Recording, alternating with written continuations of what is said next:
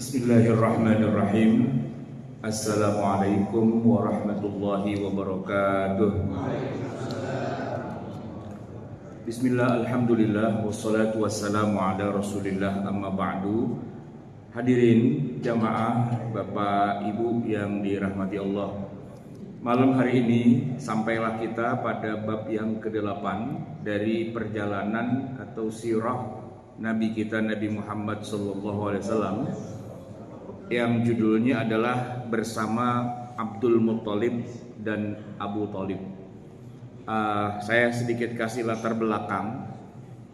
Nabi SAW itu ketika lahir, ayahnya sudah tidak ada, ibunya masih ada, tapi belum terlalu lama beliau sudah diajak atau dititipkan kepada yang menyusui beliau, yaitu Halimah As-Sa'diyah, sampai kurang lebih usianya 6 tahunan lah, kira-kira begitu, atau ada yang mengatakan 8 tahun. Nah, di usia segitu itu, 6 atau 8 tahun, terjadi peristiwa, yaitu dibelahnya dada Nabi.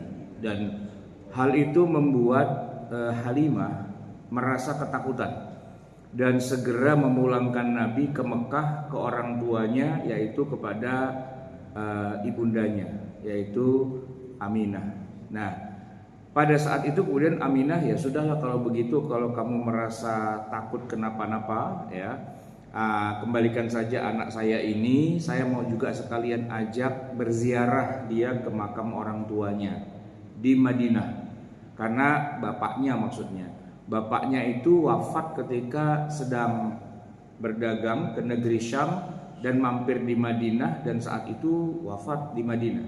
Maka pertemuan kembali sang ibu dengan sang anak ini membawa hasrat pada sang ibu, yaitu Aminah, ingin mempertemukanlah Nabi Muhammad ini dengan setidak-tidaknya pusara makam ayahnya. Nah, berangkatlah Aminah beserta putranya Nabi kita Nabi Muhammad yang usianya kira-kira 6 atau 8 tahun itu ke Madinah, ya, dan berziarah di Madinah. Dan kemudian di sini timbul masalah, yaitu ibunya sakit di Madinah. Memang kalau secara umum jamaah sekalian, Madinah itu tempat yang kurang cocok, khususnya kalau buat para orang yang melintas, ya, dari Mekah kemana gitu, ya. Madinah itu agak udaranya atau makanannya atau airnya atau apalah begitu. Banyak orang kalau sampai Madinah itu sakit, Pak. Dan Nabi sendiri sering gitu memberikan semacam kayak pengobatan, ya katakanlah alternatif, disuruh minum susu unta atau disuruh minum air kencing unta. Itu ada riwayatnya kayak gitu. Ada riwayat bahwa seorang kawanan penjahat, pembunuh, lari, ya kan, menyelamatkan diri, masuk ke Mekah, masuk ke Madinah, pura-pura jadi orang biasa, lalu mengalami sakit, lalu nanya pada Nabi, lalu Nabi suruh minum air kencing unta dan susunya itu. Ya, enggak diriwayatkan mereka itu sembuh atau enggak, ya, tapi yang jelas memang begitulah orang-orang kalau sampai di Madinah. Nah, ini juga dialami juga oleh ibunda Nabi Aminah, ya. Aminah sakit di Madinah, tapi dia ingin segera pulang ke Mekah. Dalam perjalanan pulang, di satu titik yang bernama Abwa, wafat. Jadi Nabi itu sudah kehilangan ayahnya, kehilangan pula ibunya. Pulang ke Mekah itu sudah tidak bersama lagi dengan orang tuanya. Nah, sampai di Mekah, ributlah keluarga. Ini anak yatim piatu ini mau siapa yang pelihara? Tapi tenang jamaah sekalian, karena Nabi Muhammad itu adalah cucu dari Abdul Muttalib, pahlawan, katakanlah pahlawan kota Mekah. Karena 8 tahun sebelumnya terjadi peristiwa tahun gajah, di mana kerajaan atau katakanlah kekuatan besar dari negeri Yaman yang ingin menghancurkan Ka'bah dengan tentara bergajahnya, itu dikalahkan dengan burung ababil di bawah pimpinan Abdul Muttalib, sang kakeknya Nabi.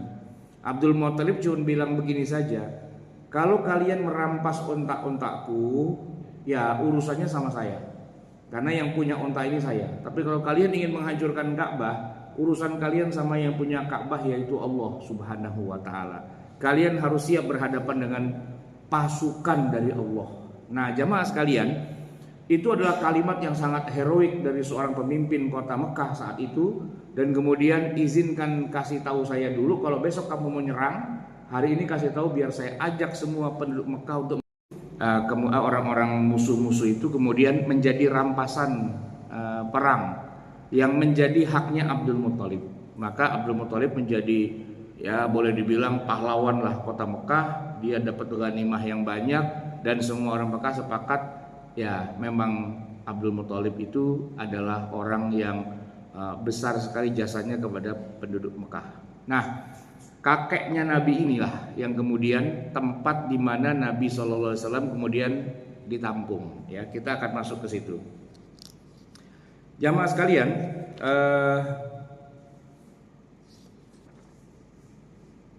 bersama Abdul Muthalib, masa di mana Nabi SAW hidup di bawah bimbingan sang kakek, ya Abdul Muthalib, sebenarnya juga tidak terlalu lama. Kurang lebih hanya sekitaran 2 tahun saja. Ya, karena nggak lama setelah itu beliau wafat juga Abdul Muthalib. Namun meski hanya sebentar, ada banyak, ya katakanlah pengaruh atau asar, ya bekas yang tersampaikan kepada sang cucunda tersayang, baik terkait dengan keteladanan akhlak ataupun juga dalam urusan ritual peribadatan dan keagamaan. Nah, ini yang menarik ya mas kalian, catatan. Seorang Abdul Muthalib itu, ya memang sih dia sebagaimana umumnya orang Arab zaman itu menyembah berhala, menyekutukan Allah begitu ya. Tetapi satu hal yang perlu dicatat, beliau juga seorang pemeluk agama yang dibawa oleh Nabi Ibrahim alaihissalam, yang orang-orang menyebutnya dengan istilah Hanifan Muslimah. Nah, berbagai macam syariatnya Nabi Ibrahim alaihissalam itu masih dipegang teguh oleh sang kakek ini, ya. Nah, maka keberadaan Nabi Muhammad SAW yang masih kecil itu bukan hanya sekedar mendapatkan jaminan kebutuhan hidup, ya, tetapi juga mendapatkan pembekalan dasar falsafah kehidupan serta juga bagaimana menjadi seorang yang soleh dalam arti taat beribadah. Nah, jadi memang sosok Abdul Muthalib itu sosok yang fenomenal jamaah sekalian. Beliau boleh disebut seorang yang, ya katakanlah menjadi teladan gitu bagi kebaikan dan kesolehan. Nah, yang menarik tadi jamaah sekalian bahwa Abdul Muthalib ini mewarisi syariat yang ada pada Nabi Ibrahim, ya. Salah satunya adalah teknik atau tata cara beribadah yang dijalankan oleh Nabi Ibrahim adalah bersemedi di dalam gua, yang disebut dengan bertahannuth atau sebutan yang lainnya bertahannuth, antara pakai fa dengan pakai fa, tahannuth dengan tahannuth. Kalau pakai fa, tahannuth dari kata hanifan muslimah. Nah, itu warisan dari Nabi Ibrahim. Memang ini termasuk syariat umat terdahulu jamaah sekalian. Ya, tetapi sebelum turunnya syariat buat Nabi Muhammad itu masih berlaku. Jadi memang para nabi dan rasul secara umum, Pak, kalau mereka mau menerima wahyu rata-rata tuh naik ke atas gunung. Nabi Musa contohnya, Pak. Sebelum mendapatkan Taurat, beliau bermunajat kepada Allah naik ke atas bukit Tursina. Bermunajat selama 40 malam, arba'ina lailatan. Nah, jadi naik gunung, berdiam di gua, di tempat-tempat yang, ya kalau dalam legenda-legenda itu kan para resi, para empu itu bertapak di gunung-gunung gitu ya. Nah, ternyata tuh Pak ada rujukannya. Para nabi dan rasul terdahulu juga melakukan hal itu.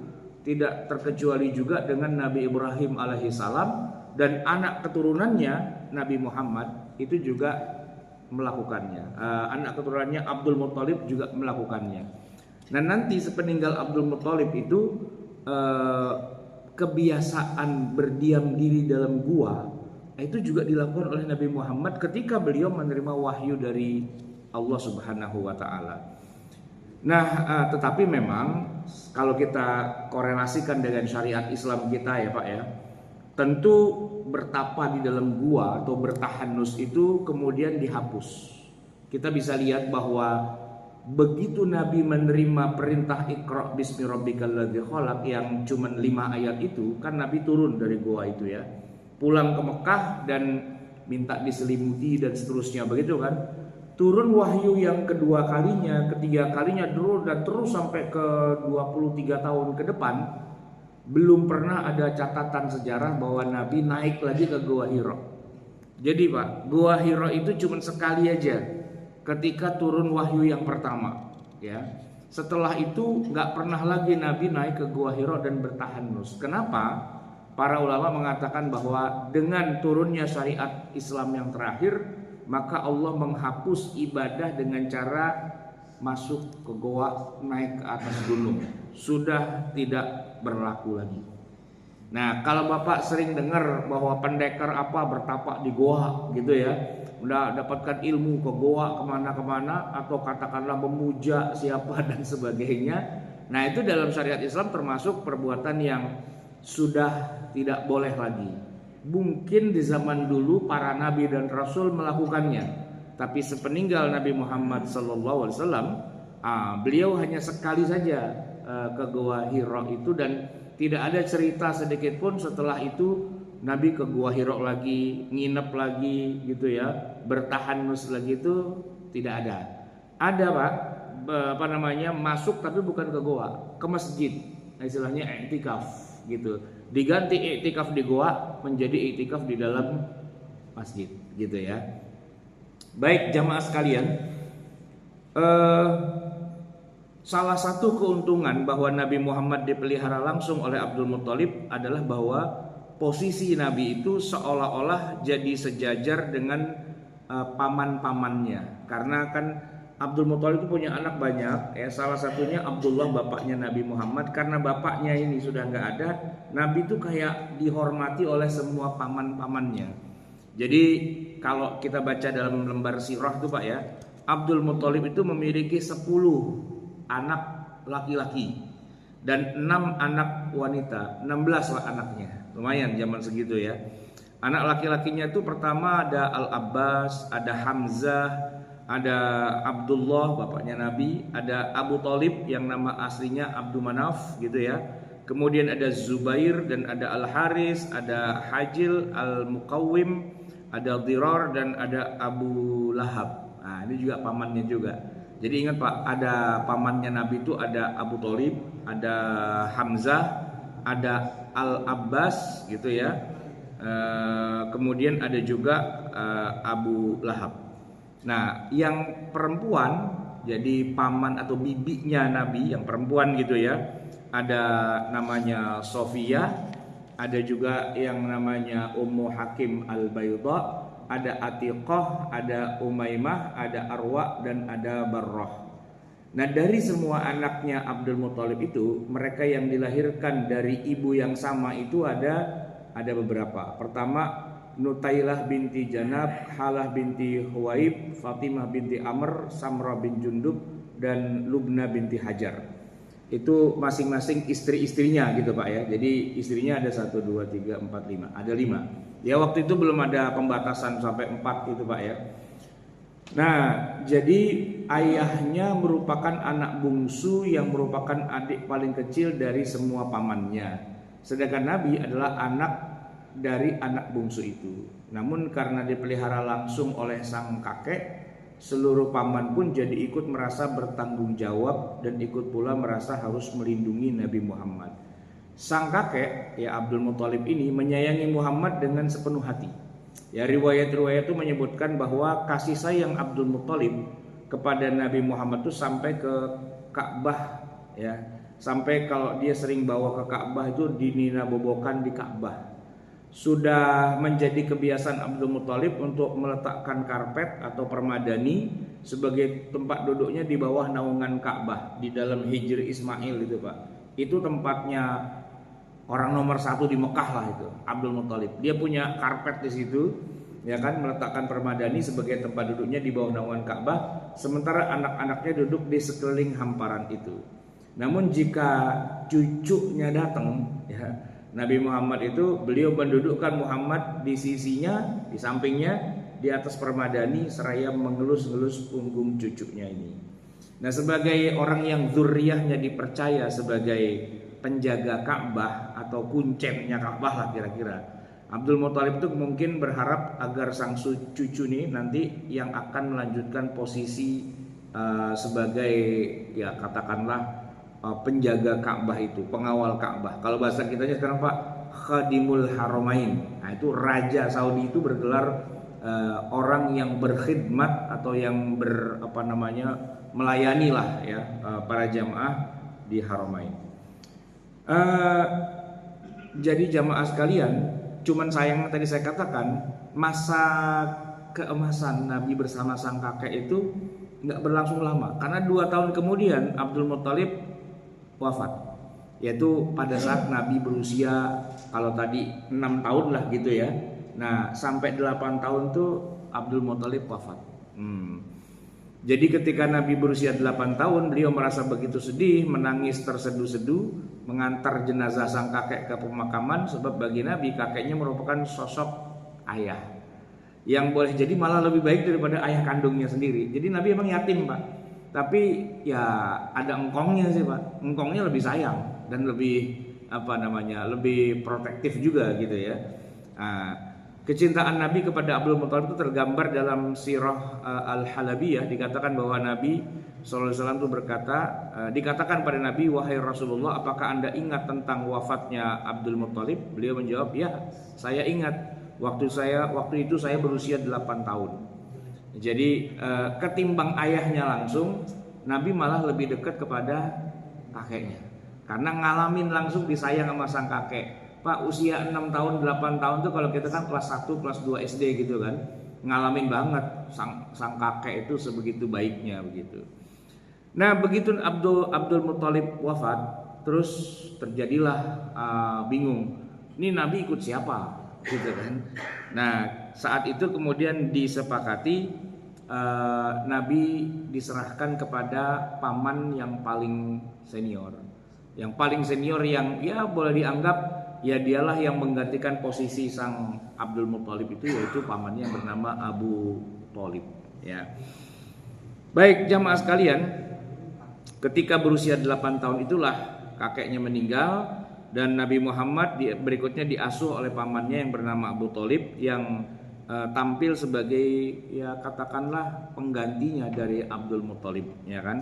Hanya saja bedanya begini Pak. Kalau Abdul Muthalib itu kakek ya, dia pahlawan kota Mekah, dia kaya, dia punya banyak harta ghanimah. Nah, beda dengan Abu Thalib. Abu Thalib ya memang anaknya Abdul Muthalib sih, tapi kan anaknya banyak Pak, 16. Kalau harta warisannya dibagi-bagi dapatnya tinggal dikit Pak, gitu ya. Jadi kalau Abu Thalib tuh nggak kaya amat lah, dia biasa-biasa aja, anaknya yang banyak, gitu kan.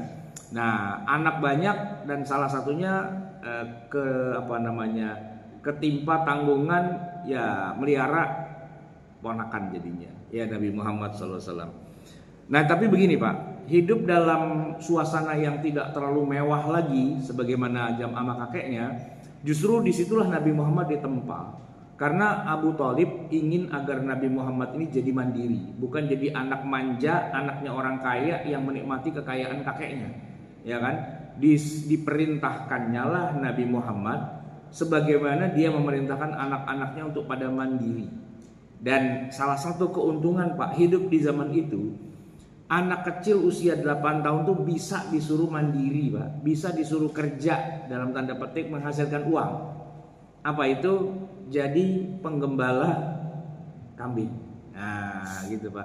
Di kita nggak bisa Pak. Bisa sih, cuman kesannya jadi kayak eksploitasi anak. Kan bisa tuh Pak, anak pada ngamen di jalan, jadi tukang semir, jadi tukang apa, pekerja anak. Tapi itu dilindungi sama undang-undang gitu kan, dianggap itu nggak boleh gitu. Nah kalau jadi gembala ya kambing gitu Pak, itu sih tidak dianggap eksploitasi. Bahkan Nabi sendiri mengatakan, saya ini penggembala kambing. Semua Nabi dan Rasul itu kecilnya menggembala kambing. Maksudnya mereka itu Pak kerja dari hasil keringat. Bahkan sejak masih kecil mereka sudah mandiri dan tidak minta duit atau minta jajan kepada orang tuanya, ya kecuali ya mereka kerja juga. Dari mengembalakan kambing itu ya dia bisa makan, bisa jajan, bisa membiayai kehidupannya juga. Dan itulah yang dilakukan oleh Abu Thalib, ya. Beda sama kakeknya. Kalau kakeknya jangan, udah engkong duitnya banyak, lu gak usah kerja gitu Pak, dicukupi. Tapi kalau sama sang paman justru Nabi belajar untuk bisa ya menghidupi dirinya sendiri gitu ya. Rasulullah berusaha untuk mencari nafkah sendiri dengan cara menggembala kambing, dan ini ada di dalam hadis Sahih Bukhari. Saya bacain Pak. An Abi Hurairah radhiyallahu anhu anin Nabi sallallahu alaihi wasallam qala ma ba'atsallahu nabiyyan illa ra'a al-ghanam faqala ashabuhu wa anta faqala na'am kuntu ar'aha ala qarariti li ahli Makkah ala qararita li ahli Makkah. Jadi kata Nabi, semua nabi itu adalah penggembala kambing. Terus kata sahabat, Anda juga ya Rasul gitu ya. Ya, saya juga. Saya ini telah menggembalakan kambing dengan mendapatkan imbalan beberapa kirot mata uang di bahasa itu ya. Dapat upah lah dari kambing-kambingnya orang-orang kaya di Mekah gitu Pak. Nah, dari peristiwa Nabi menggembala kambing itu sekurang-kurangnya ada beberapa hikmah ya yang bisa kita petik, sebagaimana dikatakan oleh Dr. Said Ramadan Al-Buti. Pertama, Allah menghiasi Rasulullah dengan perasaan yang halus dan kepekaan yang tinggi, ya, karena pada saat itu Nabi mempunyai paman yang sangat menyayangi dan mengayomi layaknya kasih sayang seorang ayah pada anaknya. Bahkan dalam beberapa hal tuh Abu Thalib malah lebih mengunggulkan Nabi Muhammad daripada anaknya sendiri. Kedua, kata Ramadan Al-Buti, kehidupan Nabi masih kecil menggembala kambing itu juga mengajarkan beliau kehidupan yang sesungguhnya nanti, bahwa orang hidup tuh harus bekerja, harus peras keringat, harus banting tulang. Jangan hanya menikmati kekayaan orang tua dan jangan hanya berharap dapat warisan. Jangan cuma hidup enak gitu, tapi dia harus ya kerja sesuai dengan ya kapasitasnya lah begitu. Sebenarnya sih kalau mau bisa aja Abu Thalib ya udah lu nggak usah kerja lah, jangan ngapa-ngapain, tangannya jangan kotor-kotor gitu, bisa aja. Tapi malah nggak bagus gitu ya. Nah, yang ketiga, sesungguhnya dakwah seorang nabi yang menjadi pemimpin umat, yaitu harus sejak kecil dilatih. Ya latihannya Pak, simulasinya ya mimpin kambing-kambing itu, menghalau kambing dan sebagainya, itu penuh kesadaran. Dan ra'i atau penggembala itu Pak, dia memang gini, kalau ada kambingnya yang katakanlah sakit, yang luka, yang tertinggal, yang diterkam oleh macan apa dan sebagainya, ya dia akan melindungi lah gitu ya. Karena itu kan aset yang harus dia jaga, itu adalah amanah begitu. Baik jamaah sekalian, begitu Nabi SAW semakin dewasa, tadi kan udah 8 tahun ya ngangon kambing dan sebagainya, agak sedikit remajaan lagi, Abu Thalib mulai memperkenalkan kehidupan yang lebih nyata lagi, yaitu orang Quraisy itu sejak zaman nenek moyang mereka adalah bangsa pedagang. Merekalah yang menguasai jalur-jalur perdagangan, bukan hanya lokal di negeri Arab, tapi juga sampai ke mancanegara, ke Romawi, ke Persia, ke India, bahkan sampai ke negeri Cina, ke Yaman, ke Habasyah. Itu jalur-jalur ekspedisi ya perdagangan. Memang itu ada di tangan orang Quraisy. Allah Subhanahu wa taala sendiri yang menyebutkan li'ilafi Quraisyin ilafihim rihlatash shita'i was-shaif. Rihlah, perjalanan niaga, perjalanan dagang. Kehidupan ekonomi orang Quraisy itu Pak bukan dari bertani, bukan dari berkebun, bukan dari hasil alam, karena mereka menempati satu kota yang tidak tumbuh apapun di situ, yaitu kota Mekah. Kata Nabi Ibrahim kepada Allah, ya saya tuh meninggalkan istri dan anak saya di sebuah lembah, fi wadin ghairi dzi zar'in, di sebuah lembah yang tidak ada tanamannya, inda baitikal muharram, yang di situ ada Baitullahil Haram. Nah, bangsa Quraisy ini ya, atau suku Quraisy ini ya menempati tempat yang sangat gersang, yang tidak ada tumbuhan, tidak ada katakanlah pertanian dan sebagainya, tapi mereka tetap survive, mereka tetap sukses karena mereka mengandalkan penjualan komoditas. Nah, itu Pak dilakukan secara turun-temurun antara seorang ayah kepada anaknya, kepada cucunya, cicitnya, dan terus begitu secara tradisional. Nah, Abu Thalib sebagai sang paman juga melakukan hal yang sama ya. Setelah dikasih basic, lo belajar ngangon kambing ya, setelah dianggap mulai sudah bisa ya, katakanlah sudah balir, sudah mulai bisa kenal duit dan sebagainya, diajaklah oleh Abu Thalib untuk berniaga ke negeri Syam, ke negeri Yaman, kemana-mana gitu ya. Jamaah sekalian, nah diseriwayatkan bahwa dalam sekian banyak ekspedisinya itu bertemulah Nabi Muhammad SAW dengan seorang pendeta ya di daerah Buhairah dalam perjalanan menuju negeri Romawi. Nah, ini yang menarik Pak. Saya bacakan ya. Abu Bakar Ibnu Abi Syaibah ya dalam kitabnya Al-Musannaf fi Ahadits wal Athar memuat sebuah hadis terkait dengan kisah pendeta Kristen yang bernama Buhairah. Saya nggak tahu ya apakah ini nama aslinya Buhairah, tapi yang jelas Buhairah itu nama satu daerah sih sebenarnya. Atau mungkin orang menyebutnya ya pendeta Buhairah karena dia ada di situ ya. Jadi begini Pak, Abu Thalib pamannya Nabi ini mengajak Nabi berdagang untuk tahu pengalaman langsung, bukan cuma teori, bagaimana rasanya jadi saudagar ya. Mengajak Nabi dan para tokoh-tokoh pedagang di Quraisy itu bikin kafilah dagang menuju ke negeri Syam. Nabi Muhammad diajak. Masih kecil Pak, tadi usia 8 tahunan gitu ya kan, masih kecil. Nah ketika melewati daerah yang bernama Buhairah, mereka itu sempat berkemah, beristirahat ya.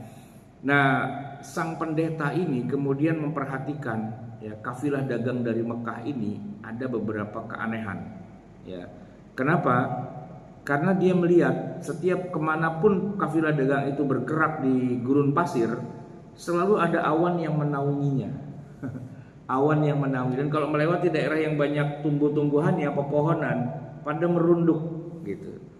Nah jadi dia penasaran, ini kayaknya ada orang penting di dalamnya, ada siapa, apakah wali atau nabi atau apa begitu kan.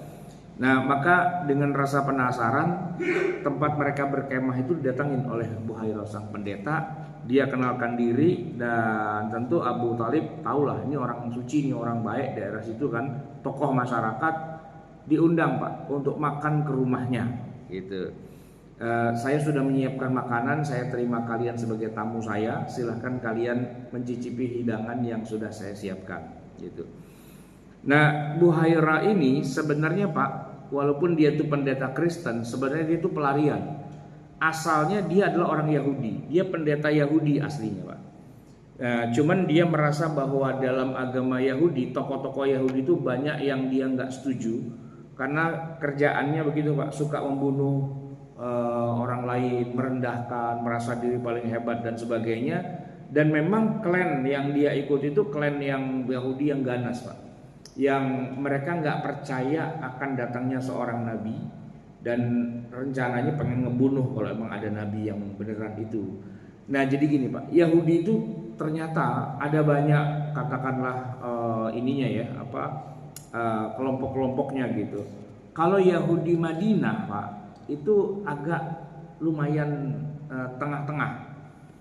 Karena apa? Karena orang Yahudi Madinah Pak, mereka bisa loh sampai meyakinkan orang Madinah, orang Arab ya Madinah, bahwa akan ada nabi yang terakhir dan nabinya akan sampai di sini dan kalian nanti akan hidup bersama nabi itu, kita bersama-sama akan ikut nabi itu. Itu Yahudi Madinah Pak. Tapi Yahudi yang lain lagi yang ada di negeri Syam itu mayoritasnya itu adalah kelompok yang sangat ekstrim ya, Yahudi yang garis keras, yang mereka tuh nggak terima akan adanya nabi dan kalau ada nabi mau dibunuh aja. Nah Buhairah itu masuk kelompok mereka. Cuman lama-lama dia mikir, kita ini fanatik dengan agama kita sampai ngebunuhin para nabi dan sebagainya, ini agama model apa? Makanya dia murtad Pak, keluar. dan lebih mencari kepada kehidupan rohani yang lebih lembut, yang lebih kasih sayang dan sebagainya. Dan dia menemukannya dalam agama Kristen, maka dia masuk Kristen.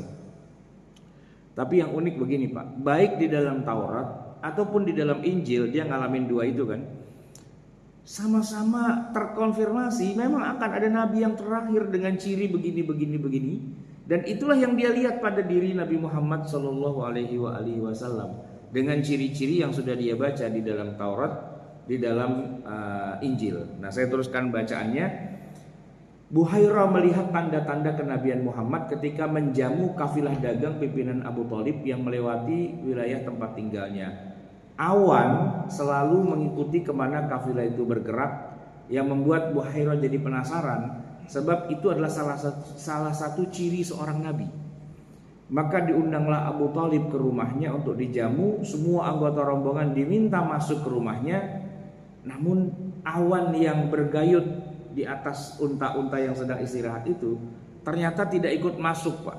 Awannya tetap di unta-unta itu. Tamunya semua kafilah dagang udah masuk ke rumahnya, tapi awannya tetap di atas unta-unta itu, ya kan? Tidak ikut masuk. Nah, dia bilang, Abu Thalib, semua rombonganmu udah masuk rumah saya semua. Kata Abu Thalib, sudah, semuanya sudah masuk, kecuali ponakan saya, dia masih kecil lagi tidur, biarin aja dia tidur, juga usah diajak masuk gitu. Nah, itu dia katanya. Mana dia ponakanmu itu? Ajak masuk ke dalam rumah saya, walaupun dia lagi tidur, gotong aja, gotong Pak masuk gitu kan. Awannya pindah ke atas rumahnya Buhairah. Nah, semakin yakinlah Buhairah atas kenabian anak ini, apalagi setelah disuruh buka bajunya. Mohon maaf nih ya, saya bukannya nggak sopan, tapi saya penasaran banget. Ini anak lain nih katanya. Coba ente tolong bukain bajunya, saya mau lihat di punggungnya, pasti ada tanda gitu Pak. Bener Pak.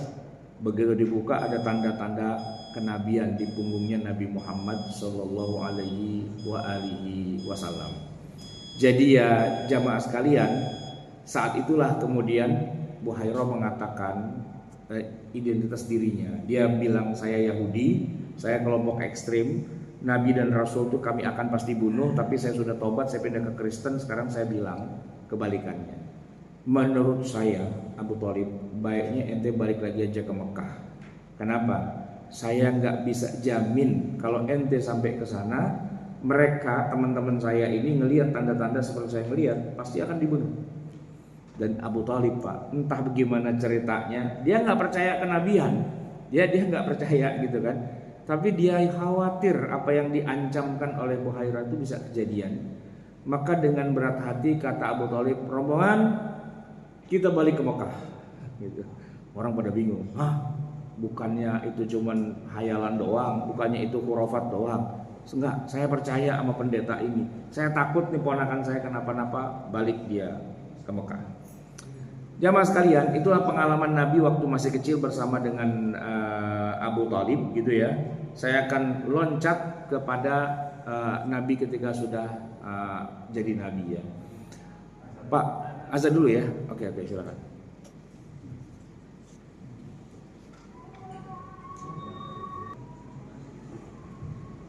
Ya, ini cuma tambahan saja Pak tentang sikap dari Abu Thalib ketika Nabi sudah diangkat menjadi Rasul. Ini agak loncat sedikit karena sebenarnya kita lagi bicara Nabi bersama Abu Thalib ketika masih kecil. Tapi ini adalah sebuah tambahan saja.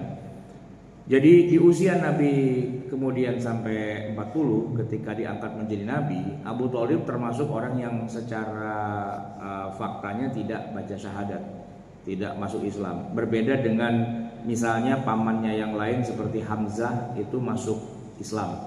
Ya, kemudian Abbas juga gitu ya. Tapi Abu Thalib, nah begini Pak, dia tidak masuk Islam, ya, tidak percaya bahwa ponakannya ini seorang nabi. Tetapi sekaligus juga dia tidak memusuhi. Jadi ada 3 paman tuh Pak ya, yang mewakili tiga kelompok gitu. Ada yang kelas-kelas kayak tadi Hamzah itu paman Nabi, masuk Islam jadi pendukung utama. Terus ada ini Abu Thalib ya, tidak masuk Islam tapi tidak memusuhi. Nah ada lagi paman yang satu lagi, Abu Lahab. Nah, itu tidak beriman dan memusuhi gitu ya. Nah, kenetralan Abu Thalib ini menarik, Pak. Kenapa? Karena Abu Thalib meskipun dia tidak katakanlah bersyahadat ya, bahkan sampai akhirnya dia tidak masuk Islam gitu kan, tetapi juga tidak memusuhi Nabi. Bahkan, nah ini yang menarik, Nabi sendiri mengakui selama masih ada Abu Thalib di Mekah, maka dakwah Nabi itu aman. Jadi Abu Thalib itu boleh dibilang sebagai katakanlah bumper, sebagai backingannya Nabi. Dan memang setelah nanti Abu Thalib wafat, justru dakwah Nabi berantakan, Pak, di Mekah itu. Dan Nabi kemudian hijrah ke Taif, kemudian Nabi hijrah ke Madinah, itu nunggu dulu Abu Thalib wafat. Jadi kalau ditanya kenapa akhirnya Nabi Muhammad berangkat hijrah ke Madinah, ya karena Abu Thalib meninggal. Nah, berarti peranan Abu Thalib itu luar biasa, sehingga banyak kalangan yang merasa begini, Abu Thalib itu matinya kafir sih, tapi gimana ya, dia nggak kayak kafirnya orang lain. Dia masuk neraka sih, tapi dengan siksaan yang paling rendah, yaitu disuruh pakai terompah yang terbuat dari api, ya kan, yang kalau dipakai otaknya mendidih gitu ya. Nah, kayak gitu-gitu. Bahkan ada juga sebagian kelompok yang mengatakan begini, Abu Thalib itu kemudian sama Allah dihidupkan lagi, lalu dia baca syahadat terus dia mati. Itu ada juga, ya kan. Walaupun itu pendapat yang agak punya kritik juga ya. Dia kafir tapi kemudian mati, kemudian dihidupkan kembali, lalu dia baca syahadat terus dia mati gitu. Ada riwayat yang menyebutkan kayak gitu. Tapi secara zahirnya yang kita ketemukan di dalam kitab-kitab sirah nabawiyah, memang dia tidak pernah membaca syahadat, itu iya. Tapi pembelaannya terhadap Nabi Muhammad itu juga nggak kaleng-kaleng, ya kan? Tidak ada orang yang bisa memberikan jaminan kepada dakwah Nabi Muhammad melebihi dari yang bisa dilakukan oleh seorang Abu Thalib, gitu. Nah, oleh karena itulah maka banyak orang yang kemudian ya percaya bahwa Abu Thalib itu ya walaupun dia bukan Islam, tapi kalau disiksa ya siksaan yang ringan-ringan sajalah gitu, kira-kira seperti itu, ya kan? Nah, tapi yang paling ekstrim yang tadi, Pak, riwayat Syekh Abdul Wahab Asy'arani dari As-Subki ya mengatakan itu tadi, Abu Thalib dihidupkan kembali setelah wafat oleh Allah dan kemudian baca syahadat, terus itu baru dia mati lagi sehingga akhirnya dia masuk surga, katanya begitu. Baik jamaah sekalian yang dirahmati Allah, yang jelas masa kecil seorang Nabi Muhammad itu ya menariknya adalah beliau ditempa untuk bisa bekerja ya, mandiri secara ekonomi, yang bahkan nanti, Pak, saya tadi terlalu jauh loncatnya, di usia Nabi 25 itu Abu Thalib lah yang kemudian jadi katakanlah dalam tanda petik wali gitu ya. Walaupun kalau pengantin laki-laki kan nggak jadi wali ya, wali kan yang perempuan. Tapi kira-kira ketika Nabi nikah dengan Khadijah, itu yang punya gawe, yang punya urusan ya Abu Thalib, karena dia yang jadi kayak dalam tanda petik bapaknya Nabi, begitu kan. Jadi Nabi Muhammad ketemu sama Khadijah itu kan gara-gara sama-sama bisnis, sama-sama dagang. Nah, guru besarnya Nabi dalam urusan dagang itu ya Abu Thalib, gitu. Dia yang ngajarin Nabi caranya berdagang sampai pinter, sampai wah luar biasa, sampai seorang Khadijah pun kemudian merasa rugi kalau nggak bisa gabung sama usahanya Nabi Muhammad, yang kemudian mengantarkan mereka berdua berada dalam satu jalur bisnis yang sama, yang kemudian kata orang Jawa witing tresno jalaran seko kulino. Yang jawab kulino pasti orang Jawa tuh, Pak ya. Kalau yang diam aja mungkin nggak paham. Ya karena setiap hari bareng, ketemu bareng dan sebagainya, akhirnya Khadijah bilang, ya udah gak apa ya kita nikah aja dah gitu kan, kira-kira. Nah, nikahlah nanti dengan Khadijah di usia 25.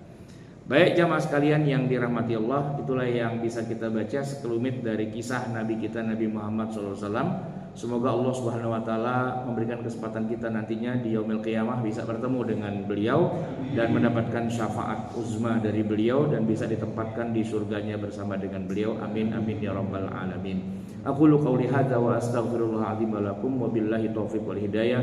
Wa lakum minkum assalamu alaikum warahmatullahi wabarakatuh.